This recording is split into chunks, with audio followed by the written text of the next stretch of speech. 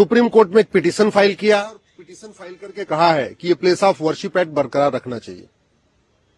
कांग्रेस को जब सत्ता मिली तो उसने प्लेस ऑफ वर्शिप एक्ट बना दिया और अब विपक्ष में है तो सुप्रीम कोर्ट आ गई है इस कानून के बचाव करने के लिए। ये जो प्लेस ऑफ वर्शिप एक्ट कहता है कि बाबर, हुमायूं, तुगलक, गजनी, गौरी, औरंगजेब, खिलजी जो हमारे मठ मंदिर तोड़े थे वो सही है।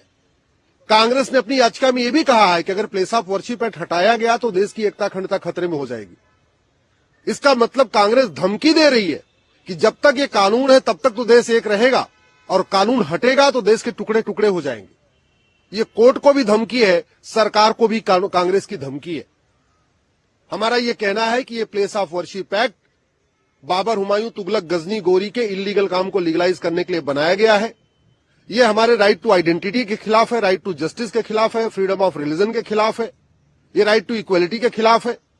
ये इलीगल काम को लीगलाइज करता है। ये हिंदू, जैन, बौद्ध, सिख के लिए कोर्ट जाने का दरवाजा बंद कर देता है। इसलिए कानून खत्म होना चाहिए और जो जो विवादित स्थान है जहां पे मुगल काल में तोड़ा गया उनका सर्वे होना चाहिए और सर्वे होने के बाद जो उसका रिलीजियस कैरेक्टर है उसके हिसाब से वो स्थान उनको मिलना चाहिए। मंदिर तोड़े गए हैं, ऐतिहासिक साक्ष्य है, इस पे किताबों में लिखा हुआ है। इसके बावजूद ये कानून बनाना अपने आप में गलत था और अब कांग्रेस सुप्रीम कोर्ट में आके ये धमकी दे रही है कि कानून खत्म हो जाएगा तो देश की एकता अखंडता खतरे में पड़ जाएगी। मुझे लगता है ये दबाव बनाने की राजनीति है, ये तुष्टीकरण की पराकाष्ठा है, ये पूरी तरीके से पॉलिटिकली मोटिवेटेड कांग्रेस की पिटीशन है।